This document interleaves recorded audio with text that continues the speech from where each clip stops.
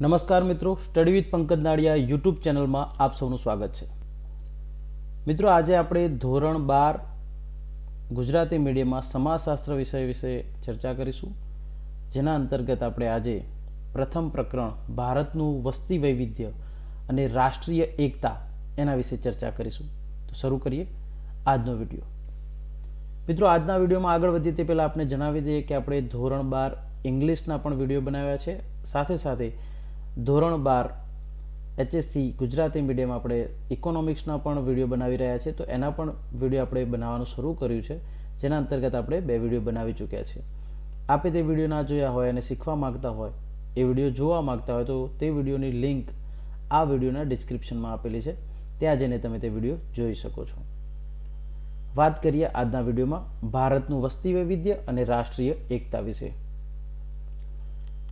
તો વિદ્યાર્થી મિત્રો, ધોરણ 11ના પાઠ્યપુસ્તકમાં તમે સમાજશાસ્ત્ર વિષયનો જે પ્રારંભિક પરિચય મેળવ્યો, જેના અંતર્ગત તમે ઘણી બધી સમજ પ્રાપ્ત કરી હશે.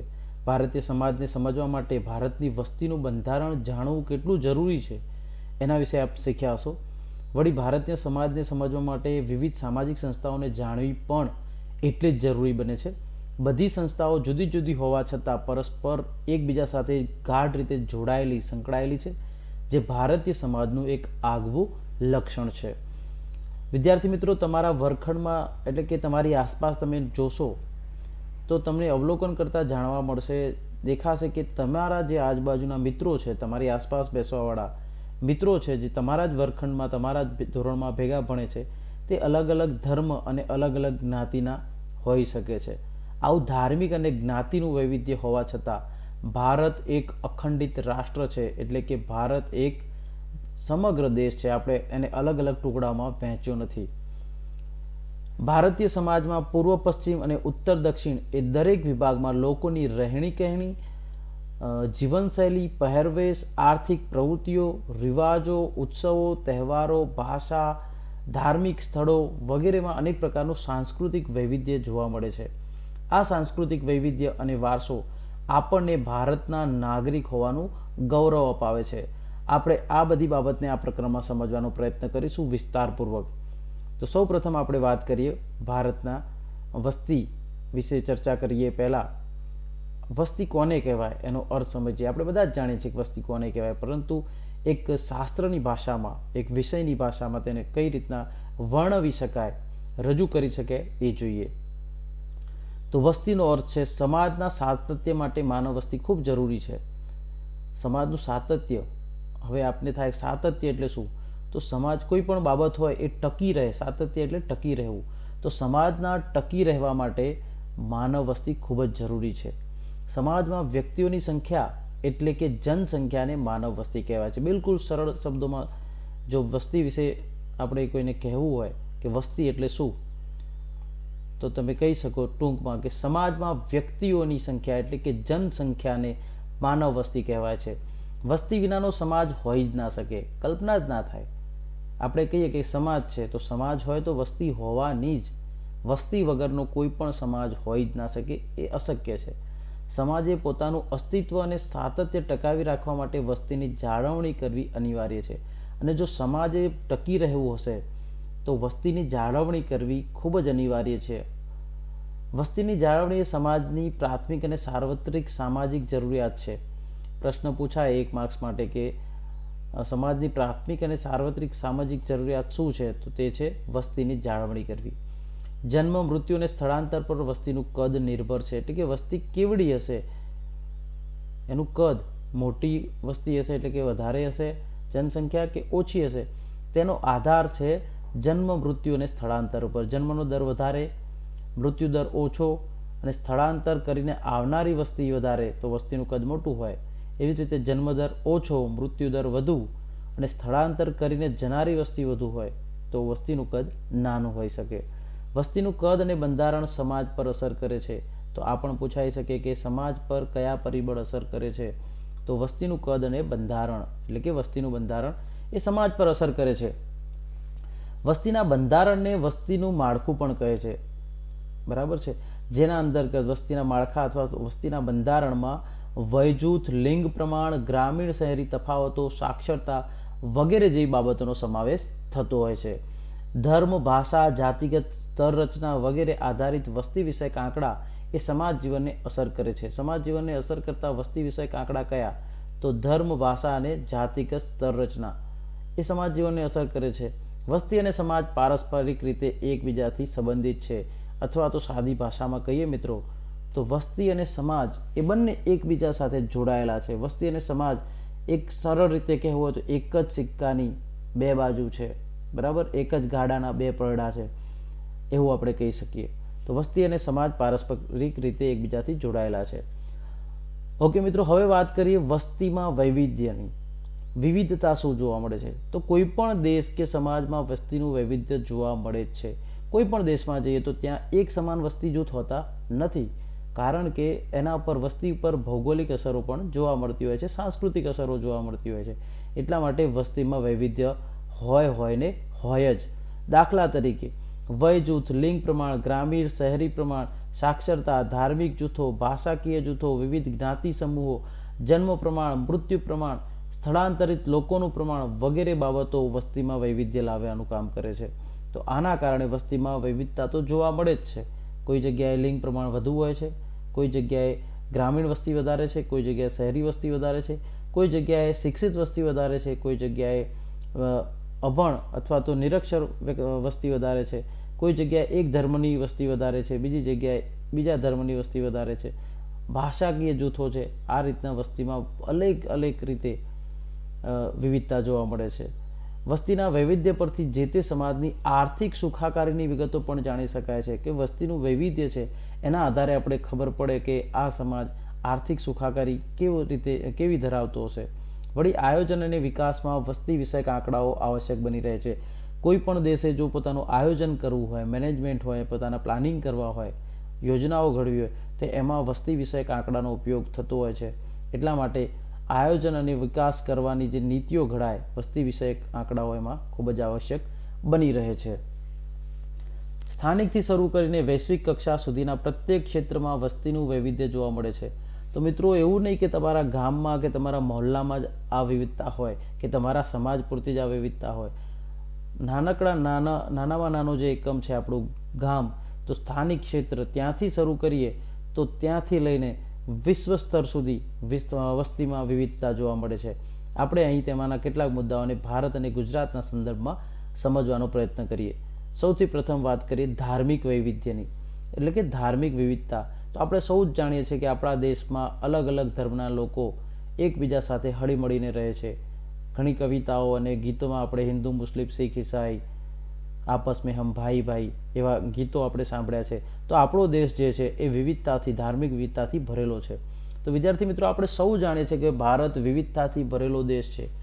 આ વિવિધતામાં ધાર્મિક વિવિધતા પણ જોવા મળે છે. જગતના મુખ્ય ધર્મોના નાગરિકો ભારતમાં વસવાટ કરે છે, કે આખી દુનિયાના જે મુખ્ય ધર્મો કહી શકાય એવા ધર્મોના લોકો ભારતમાં વસવાટ કરે છે.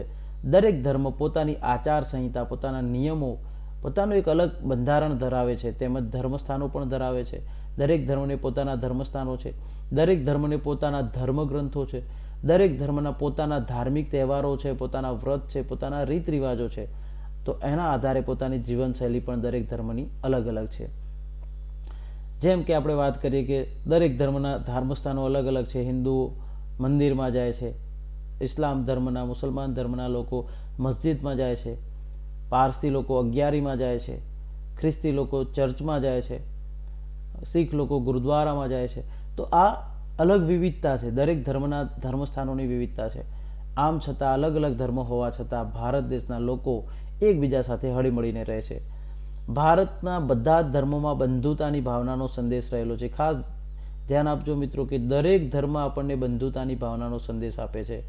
એટલા માટે ક્યારેક તમે સમાચારમાં કે ન્યૂઝમાં જોતા હોય, અથવા તો કોઈ વાયરલ વિડીયોઝ તમે જોયા હોય જેના અંતર્ગત ક્યારેક કોઈ ધર્મના લોકો વિશે કોઈ બાબત કહેવામાં આવતી હોય, અથવા તો બીજા ધર્મના લોકો વિશે કોઈ ખરાબ બાબતોની જાણ કરીને લોકોને ઉશ્કેરવામાં આવતા હોય, તો એવી બાબતોથી દૂર રહેવું મિત્રો. કોઈ ધર્મ ક્યારેય, કોઈ પણ ધર્મનું તમે પુસ્તક લઈને વાંચશો તો કોઈ પણ ધર્મમાં એવું કહેવામાં નથી આવ્યું કે બીજો ધર્મ ખરાબ છે અથવા તો બીજા ધર્મના લોકો ખરાબ છે. આ બધી જ બાબતો માણસે પોતાના અંગત હિત માટે, પોતાના અંગત સ્વાર્થ માટે ઘડી કાઢી છે અને એકબીજા સાથે લોકોને ઝઘડાવવાનું કામ કરે છે. બાકી દરેક ધર્મમાં બંધુતાની ભાવનાનો સંદેશ આપેલો છે અને આપણે તેને ફોલો કરવો રહ્યો. ધાર્મિક વૈવિધ્યને કારણે સૌ ભારતીયો પ્રત્યેક ધર્મના વાર તહેવારોમાં ભાગ લઈને એક્યની ભાવના પ્રસારિત કરે છે. તો આવી ધાર્મિક વિવિધતાના કારણે ભારતના લોકો એકબીજા ધર્મના લોકોના તહેવારોમાં જોડાય છે. આપણે જાણીએ છીએ કે આપણે ગુજરાતમાં નવરાત્રિ થાય તો ગરબા ભલે કોઈ ગાય તો આપણે એને ના નથી પાડતા. એવી જ રીતે દરેકને ગાતા ના આવડતું હોય, બીજા ધર્મના લોકોને કદાચ ગાતા ના પણ આવડે, પણ એ જોવાનો, ગરબાને માણવાનો આનંદ લેતા હોય છે. ગરબા કોઈ ધર્મનો તહેવાર, ગરબા ગાવા એ કોઈ ધાર્મિક બાબત સાથે જોડાયેલું નથી. એક મોજ માટેનું છે, આનંદ કરવા માટેનું એક નૃત્ય છે. તેવી જ રીતે દરેક ધર્મના લોકો એમાં જોડાતા હોય છે અને એ જ આપણી વિવિધતામાં એકતાને પ્રસારિત કરે છે, આપણી વિવિધતામાં ઐક્યની ભાવનાને ફેલાવો કરે છે. અને એનું એક ઉદાહરણ એ પણ છે કે આપણે બધા જ જાણીએ છીએ કે આપણે બધાને ધાર્મિક તહેવારોની રજા મળે છે. તો આપણે હિન્દુ હોઈએ તો દિવાળીની તહેવારો ભોગવીએ છીએ, પરંતુ આપણે ઈદે મિલાદની રજાઓ પણ ભોગવીએ છીએ. 25મી ડિસેમ્બર નાતાલની રજા પણ આપણે ભોગવીએ છીએ, બરાબર છે. પતેતીની રજા પણ આપણે ભોગવીએ છીએ. તો એવી જ રીતે દરેક ધર્મના લોકો એકબીજા ધર્મના લોકોની જે ધાર્મિક તહેવારોની રજાઓ છે એને ભોગવે છે અને એ જ તો આપણું એકતા દર્શાવે છે. ભારત અને ગુજરાતમાં જુદા જુદા ધર્મ પાળતા લોકોની ટકાવારી જોઈએ આપણે. હવે કેટલીક આંકડાકીય બાબતો પણ જોઈ લઈએ મિત્રો. તો ભારત અને ગુજરાતમાં જુદા જુદા ધર્મ પાળતા લોકોનું પ્રમાણ 2011ની સ્થિતિએ છે મિત્રો. ખાસ ધ્યાન રાખજો, 2011માં છેલ્લી વસ્તી ગણતરી થઈ છે ભારતમાં અને એના આધારે આંકડા છે. તો ભારત અને ગુજરાતની વાત કરીએ તો પહેલો હિન્દુ ધર્મમાં પ્રમાણ ભારતમાં 79.80 એટલે કે 79.80% છે. ગુજરાતમાં હિન્દુઓની વસ્તી 88.57% છે. ઇસ્લામ ધર્મની વસ્તી ભારતમાં 14.23% છે, ગુજરાતમાં 9.67% છે. ખ્રિસ્તી ધર્મના લોકો 2.30% ભારતમાં અને 0.52% ગુજરાતમાં છે. શીખ ધર્મના 1.72% ભારતમાં છે અને 0.10% ગુજરાતમાં. બૌદ્ધ ધર્મના 0.70% વસ્તી છે ભારતમાં અને 0.05% ગુજરાતમાં છે. જૈન ધર્મની વસ્તી 0.37% છે ભારતમાં અને 0.96% ગુજરાતમાં છે. એટલે કે ગુજરાતની કુલ વસ્તીના 0.96% જૈન ધર્મના લોકો છે.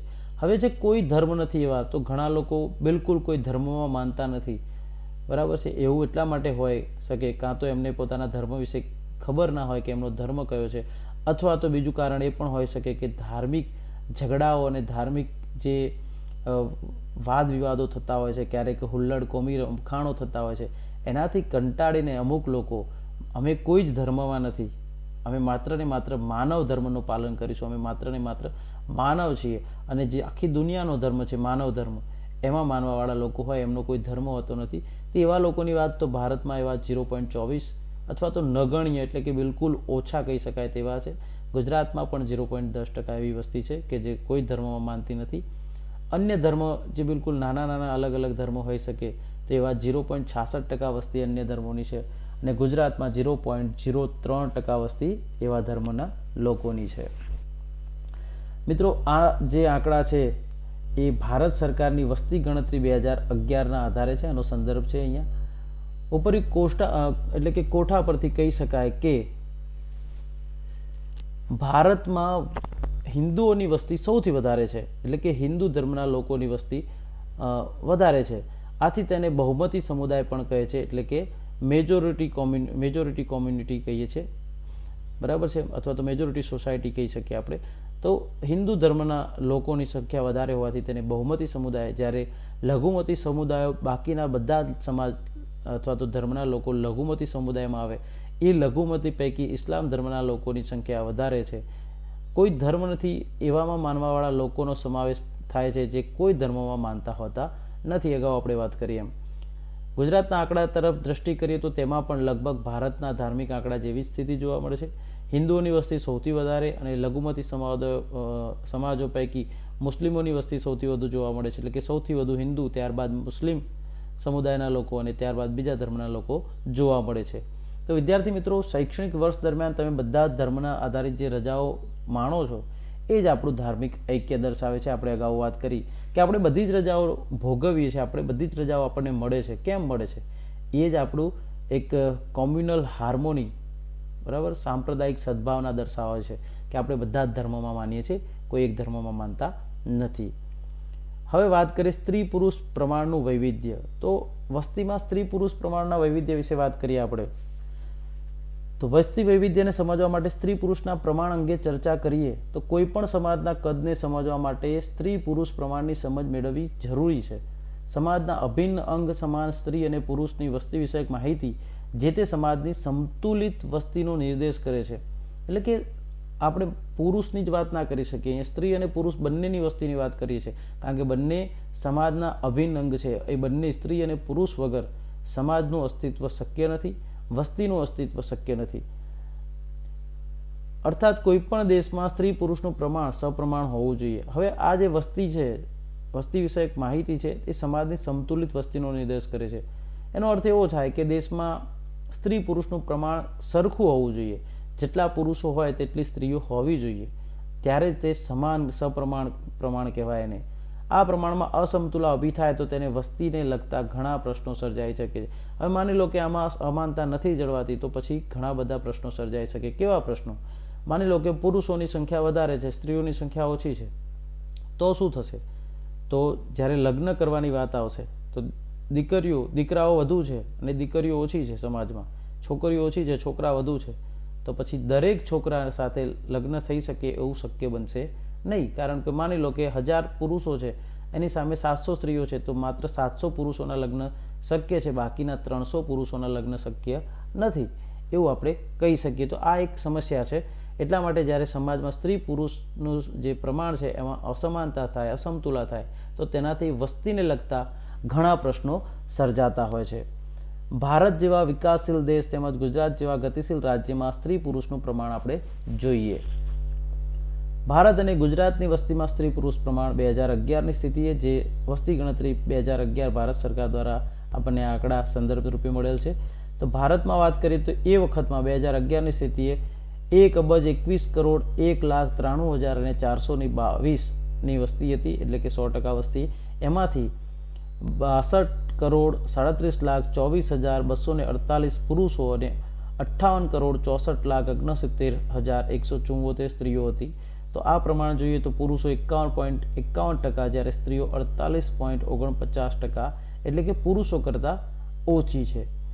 એવી જ રીતે ગુજરાતની વાત કરીએ તો ગુજરાતમાં 6,04,39,692 વસ્તીમાંથી 3,14,91,260, એટલે કે 52.10% પુરુષો અને 47.90% સ્ત્રીઓ છે. તો ગુજરાતમાં પણ સ્ત્રી પુરુષ પ્રમાણમાં અસમાનતા જોવા મળે છે. પુરુષોની સંખ્યા સ્ત્રીઓ કરતાં વધારે છે.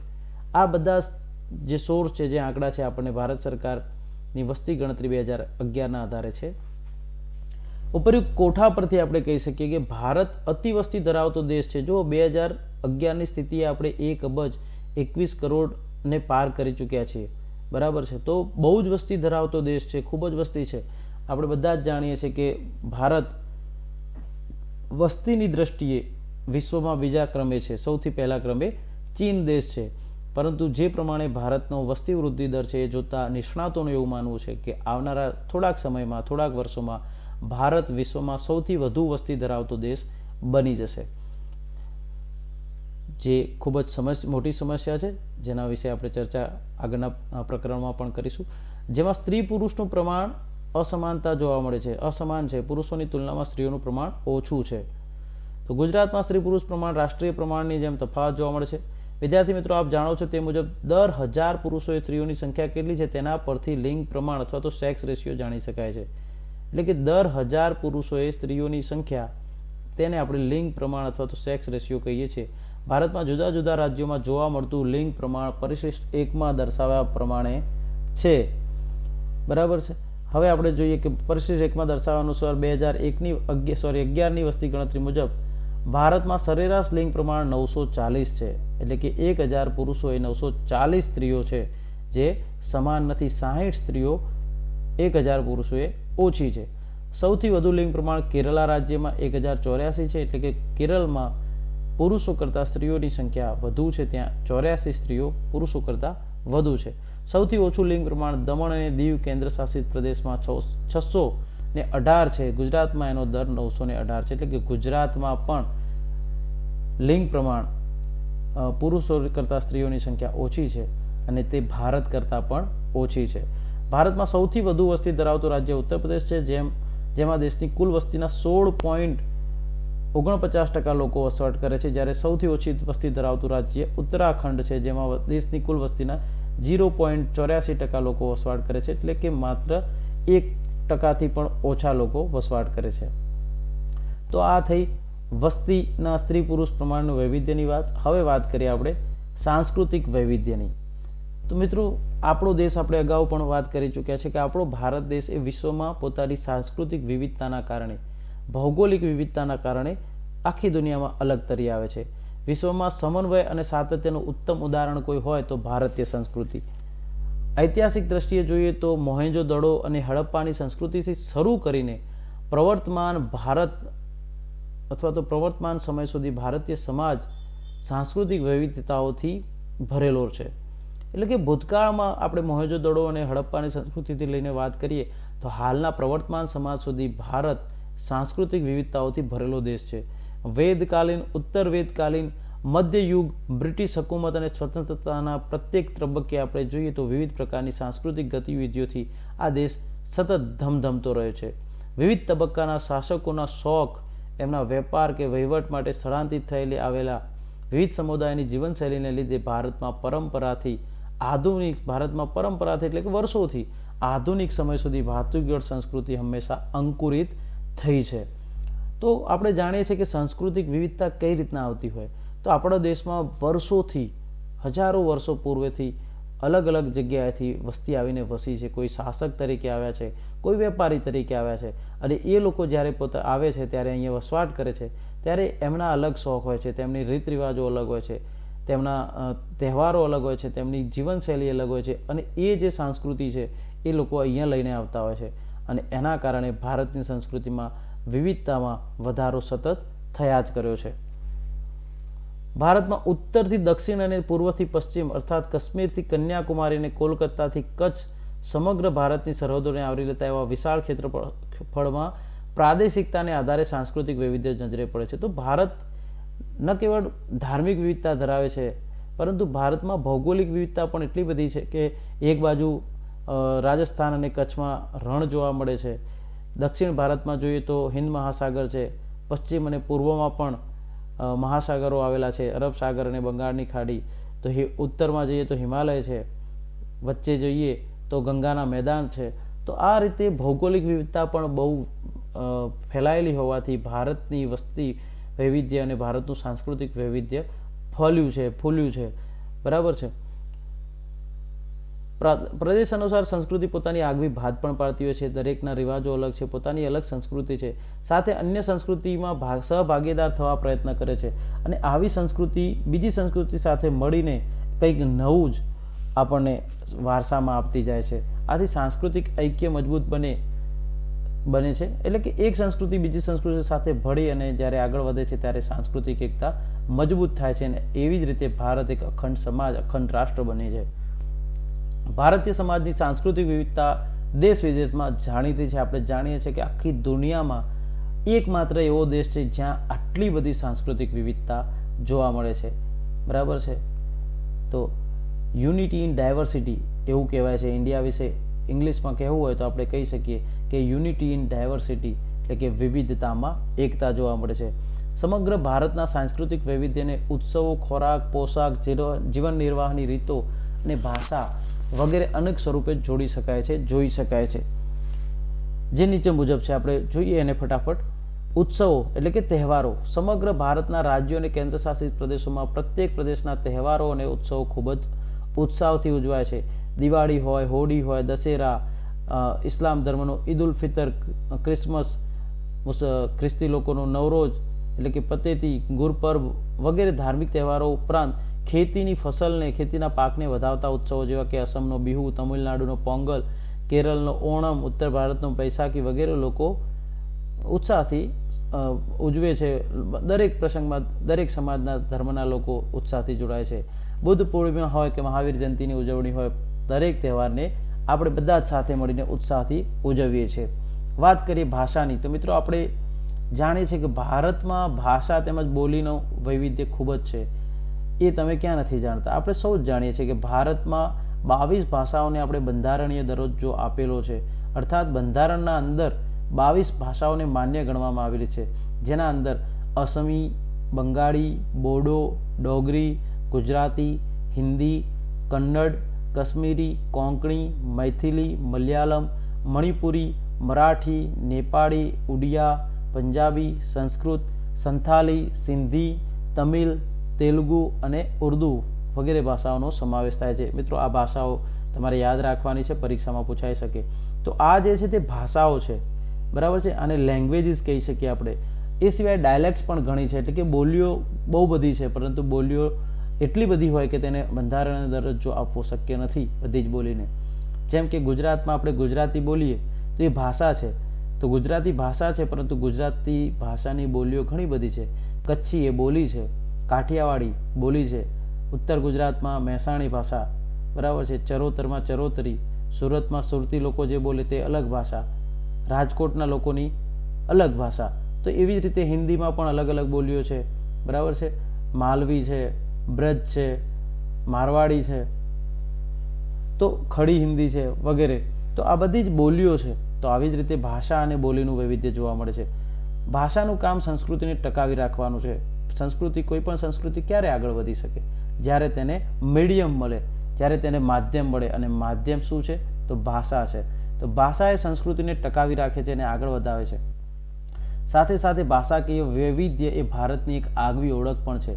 વિદ્યાર્થી મિત્રો, તમે એ પણ જાણતા હશો કે જુદી જુદી ભાષાઓ સાથે બોલીઓ પણ છે. કહેવાય છે ને કે 12 ગાઉએ બોલી બદલાય. અને એટલા માટે જ આપણે અહીંયા ગુજરાતમાં કહેવત પણ છે કે 12 ગાઉએ બોલી બદલાય. અર્થાત કે 12 ગાઉ જેટલું અંતર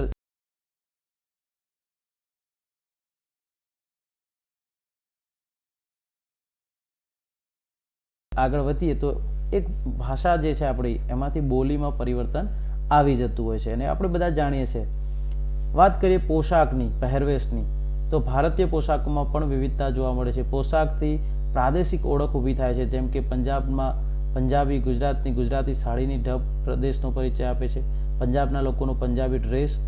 એવી જ રીતે ધર્મ આધારિત પોશાક પણ સાંસ્કૃતિક વૈવિધ્યમાં વધારો કરે છે. દાખલા તરીકે બુરખા છે, રીદા છે, બરાબર છે. બુરખા એ મુસલમાન ધર્મોની સ્ત્રીઓ માટેનો પહેરવેશ છે, જેનાથી આપણે ઓળખી શકીએ.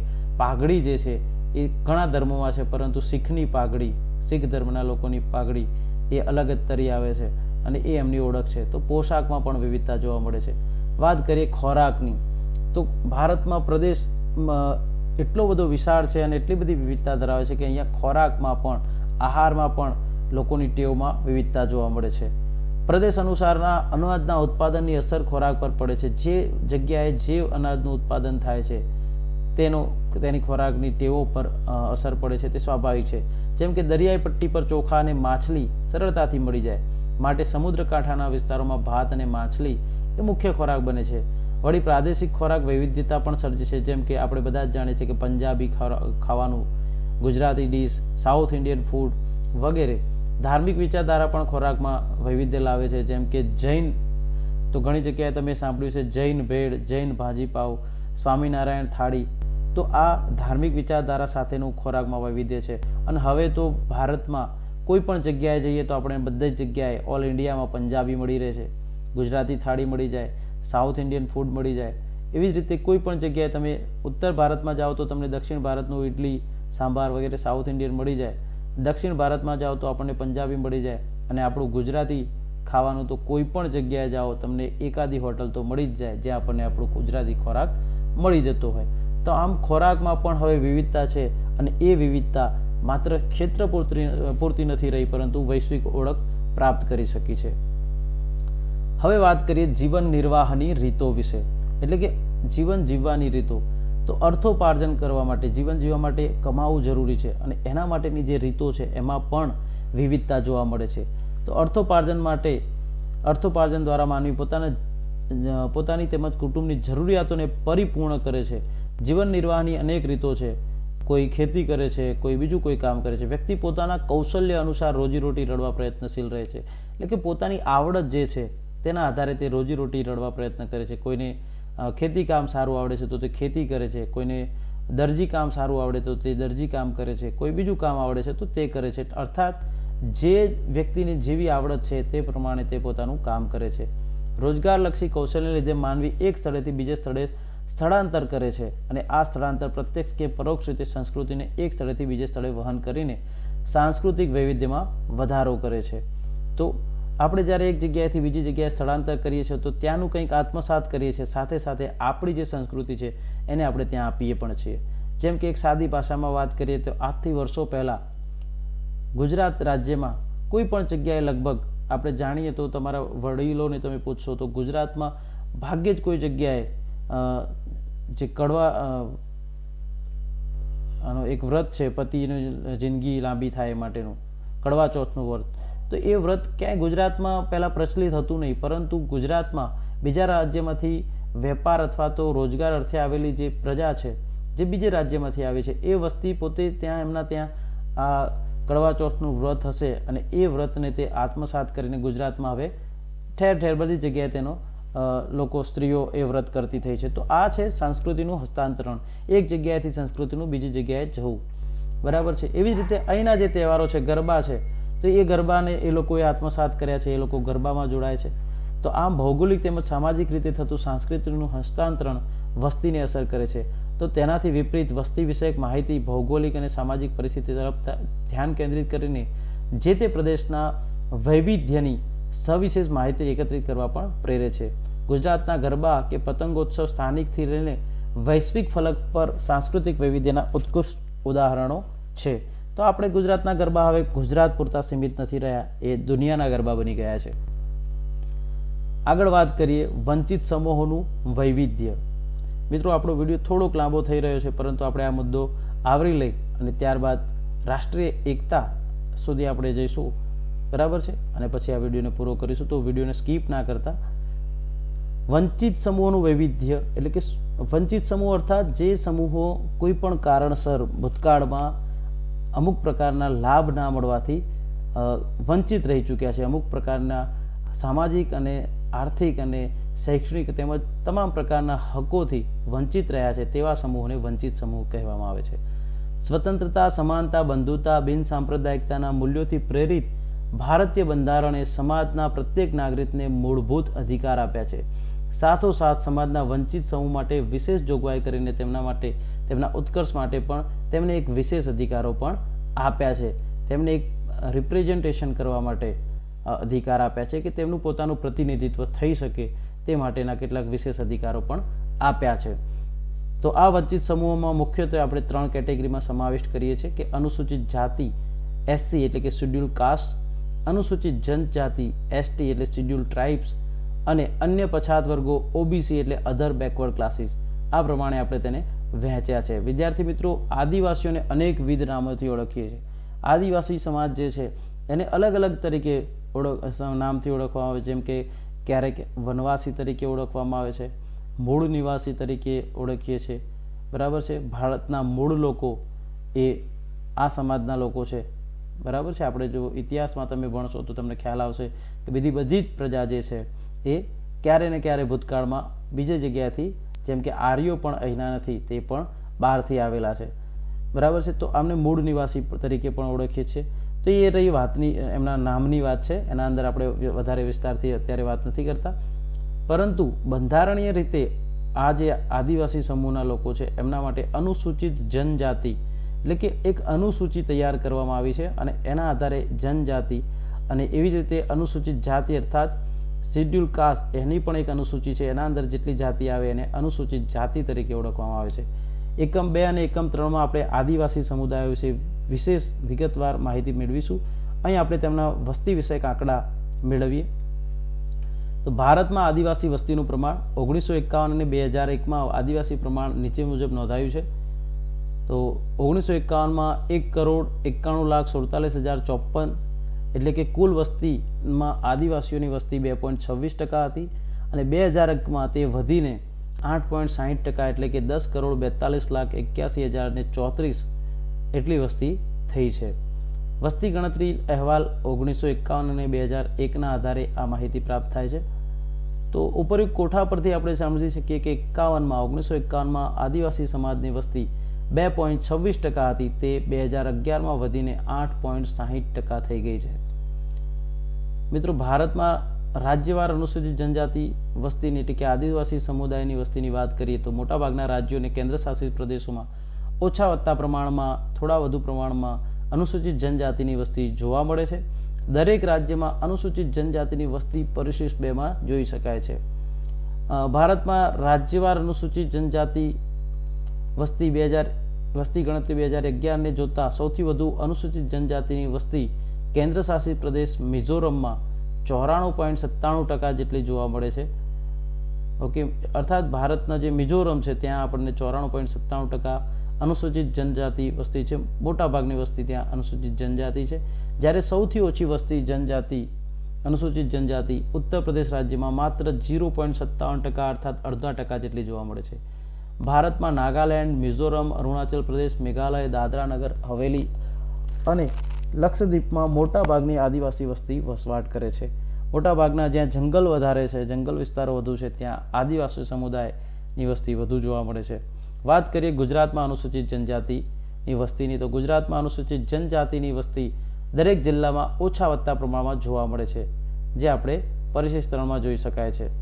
ગુજરાતમાં જિલ્લાવાર અનુસૂચિત જનજાતિ વસ્તી 2011ને જોતા સૌથી વધુ અનુસૂચિત જનજાતિ વસ્તી ધરાવતો જિલ્લો જે છે તે 94.65% વસ્તી સાથે ડાંગ જિલ્લો છે. બરાબર છે. જ્યારે સૌથી ઓછી વસ્તી ધરાવતો જિલ્લો ભાવનગર, જ્યાં 0.32% અનુસૂચિત જનજાતિ વસ્તી વસે છે. ગુજરાતના લગભગ પ્રત્યેક જિલ્લામાં અનુસૂચિત જનજાતિ ઓછા વત્તા અંશે વસવાટ કરે છે, પરંતુ ગુજરાતની પૂર્વ પટ્ટીમાં મોટા ભાગની વસ્તી વસવાટ કરે છે, જ્યાં જંગલો છે. ગુજરાતની પૂર્વ બોર્ડર જે છે ત્યાં આવેલા જિલ્લા દાહોદ, ગોધરા, બનાસકાંઠા, સાબરકાંઠા, અરવલ્લી આ જિલ્લાઓમાં મોટાભાગે અનુસૂચિત જનજાતિ વસ્તીનું વસવાટ વધારે છે. એવી જ રીતે ડાંગ, વલસાડ વગેરે જિલ્લાઓમાં પણ વધારે પ્રમાણમાં આદિવાસી વસ્તી વસે છે. તો મિત્રો, અહીંયા આપણે આ પાઠનો જે પ્રથમ પાઠ છે, બરાબર છે, તેને અટકાવીએ છીએ. રાષ્ટ્રીય એકતા વિશેનો વિડીયો બીજો બનાવીશું, ત્યારે એને રાષ્ટ્રીય એકતા અને તેને લગતા પરિબળો વિશે ચર્ચા કરીશું. તો આજના વિડીયોમાં આટલું જ. આ વિડીયો આપને કેવો લાગ્યો તે કોમેન્ટમાં અવશ્ય જણાવો મિત્રો. વિડીયો ગમ્યો હોય તો વિડીયોને લાઇક કરો અને તમારા મિત્રો સુધી શેર કરો. સાથે એ પણ જણાવવાનું કે જો તમે ચેનલ પર નવા હો તો ચેનલને સબસ્ક્રાઈબ કરો, જેથી સમાજશાસ્ત્ર, અર્થશાસ્ત્ર, અંગ્રેજી જેવા વિષયો ધોરણ 12ના જે છે એના રિલેટેડ જે પણ વિડીયો હું બનાવું તેની નોટિફિકેશન આપને તુરંત મળી જાય. મળીએ એક નવા વિડીયો સાથે. ત્યાં સુધી આવજો.